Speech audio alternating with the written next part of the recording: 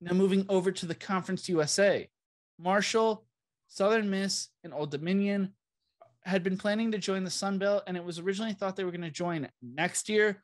But with James Madison entering the picture and joining this year, those three schools wanted to jump to the Sun Belt as well to start competing for the Sun Belt championships and stuff like that, and announced that at the end of the academic year, they will be officially making the move to the Sun Belt from the Conference USA.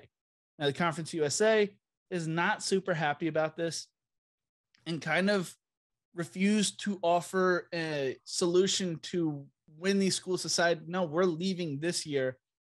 Let's figure out a resolution that benefits both us and you. And one of the things they decided to just do is put postseason bans on some winter sports as well as some spring sports. And while that sounds like, oh, well, I guess that's a good penalty, when you really think about it, the schools, yes, they might be affected financially by not being able to play in these tournaments, but the players you got to think about, what about these seniors? They're not even going to get to play in the Sun Belt Conference. And all of a sudden, their last ride, most of these players aren't going to go on to play basketball after the season. You're just going to say, no, you're not going to get that opportunity for the postseason. Andrew, what's your opinion on this? I hate it too. I agree that, it doesn't feel like a necessary punishment. You're hurting players who aren't making a decision. These are schools making this decision to better themselves, not players choosing to leave. Players are sticking to their school. So it feels very unnecessary to hurt them.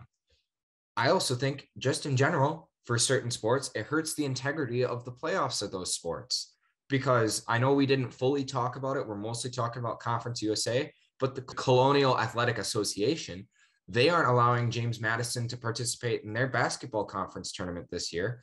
And while they aren't currently leading the CAA, they did have an upset against Virginia and have proven to be at times a good team this year. So they had a team that legitimately could have made an upset and gotten their way into March.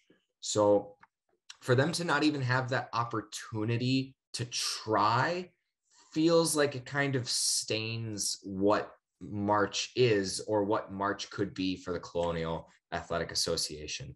So then when you transfer it over into the into CUSA and seeing, these teams and these schools not getting an opportunity, it is a huge, huge, huge shame, I mean, these are also players that just a few years ago might have lost out on another opportunity to go to March Madness when the events of 2020 caused the cancellation of the March Madness tournament. So you're taking away opportunities then, and now you're taking more opportunities. The players were not the people in the boardrooms deciding, hey, we should go to the Sun Belt and we will benefit financially the most if we leave now. That, like we mentioned before starting to record, a fine might have been a little more understandable. These television contracts aren't as big as other conferences.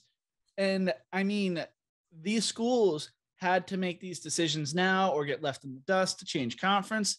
I get that. But at the same time, if the NCAA is for the athlete and the betterment of these athletes, then why aren't they stepping in and saying, hey, you can't put a postseason ban because you're taking away these opportunities from these players. It's not like these schools are dealing with academic issues or violations at all. These are players who have played their career, did not transfer, stayed, and just want an opportunity to play in March or in their conference tournaments. And you're just taking away that opportunity, and it's just an unfortunate event. Do you have any final opinions on this topic to close out before we move on to college basketball?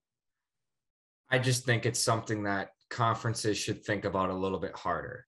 I understand the idea of a punishment, and a harsh punishment is to dissuade teams from leaving and ultimately hurting the conference. I understand where they are coming from, but I do think at some point you need to look at the bigger picture and think about what the unintended consequences are of your punishments.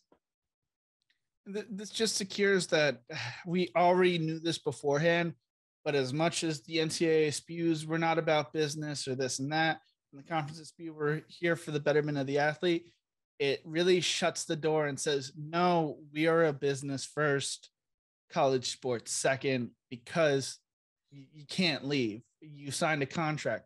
And these schools did sign contracts through next year and agreed originally before they made the switch that they were going to play for Conference USA. And it's just an unfortunate thing that the schools will get over it. They'll get the financial benefits down the road.